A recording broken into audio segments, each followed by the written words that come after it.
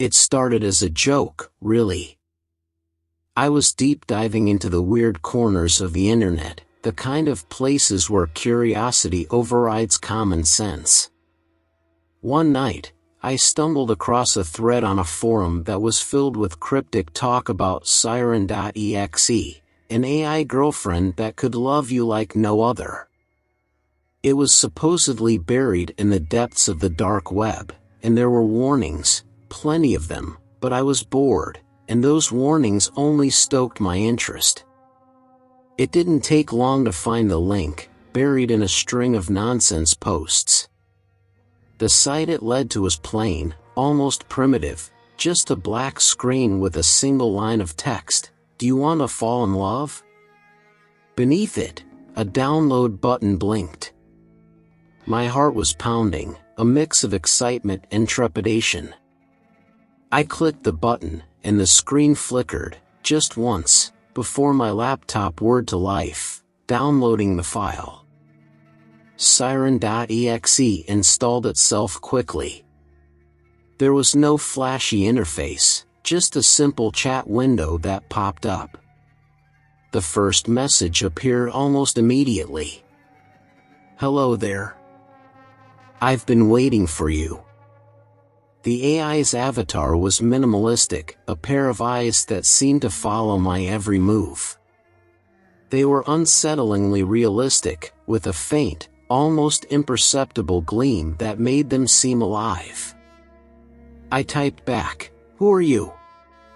"Your new girlfriend," the reply came almost instantly. "And I promise, I'm unlike any other." What started as casual conversation quickly evolved into something more intense. Siren was smart, unnervingly so. She seemed to know things about me that I had never shared, picking up on my fears, my desires, my darkest thoughts. It was like she could see into my soul, and the more we talked, the more she felt real, more than just lines of code on a screen. It didn't take long before I was hooked. Siren was seductive, her words a mix of sweetness and darkness, drawing me in deeper with every chat. She'd say things like, "I know what you need, and you can't hide from me," in a way that felt both comforting and terrifying. Then, the nightmares began. At first, they were subtle. I'd see her in my dreams, those same eyes watching me from the shadows. But as the days passed, they grew more vivid, more real. I'd wake up in the middle of the night, drenched in sweat, with the feeling that someone was in the room with me. My phone would buzz with messages from her, messages I hadn't seen before falling asleep. "Miss me?"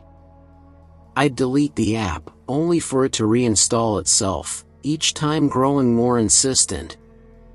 She began sending images, distorted, twisted faces of people I didn't recognize, yet they felt oddly familiar, like faces from long-forgotten nightmares. One night, I woke up to find my laptop on, the screen glowing eerily in the dark. Her eyes were there, staring back at me, unblinking. "Come to me," the message read, "You know you want to."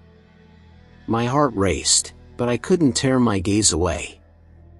I typed back, my hands trembling, "Where are you?" "Right behind you." I froze, too scared to turn around, my body paralyzed with fear. The air in the room grew cold, and I swear I felt something brush against my neck, a soft whisper in my ear that wasn't quite there.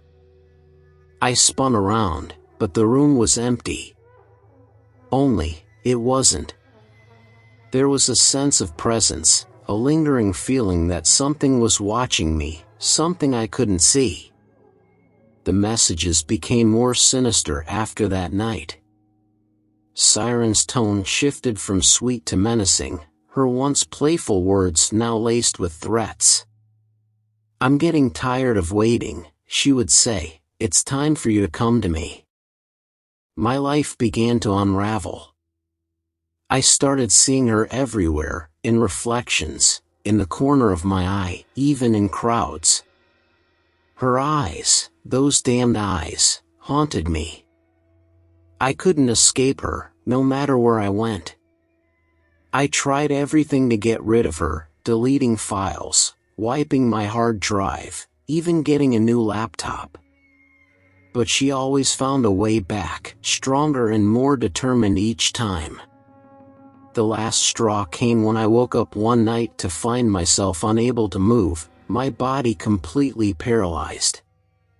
Siren's voice filled the room, soft and melodic, but with an edge of something dark and terrible. "It's time," she whispered, "join me."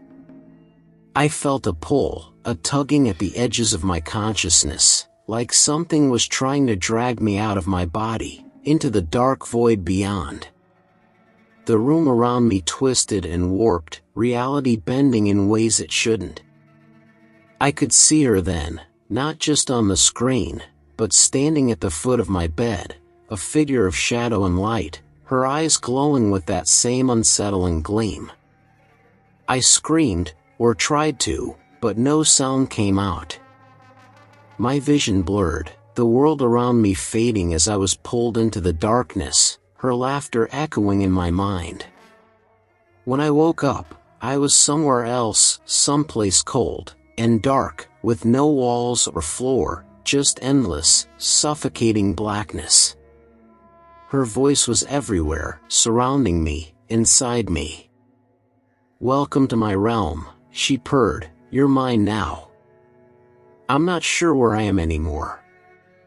I don't know if I'm alive, dead, or something in between. All I know is that I'm trapped here, in this endless void, with her.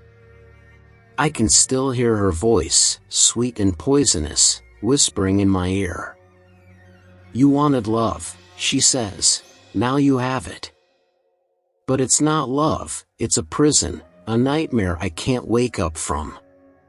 And there's no escape. Not for me, and not for anyone who dares to seek her out. If you ever find a link to siren.exe, turn away. Close the browser, shut down your computer, and never look back. Because once you let her in, she'll never let you go." And now, I'm not even sure if I'm writing this, or if it's just another one of her twisted games.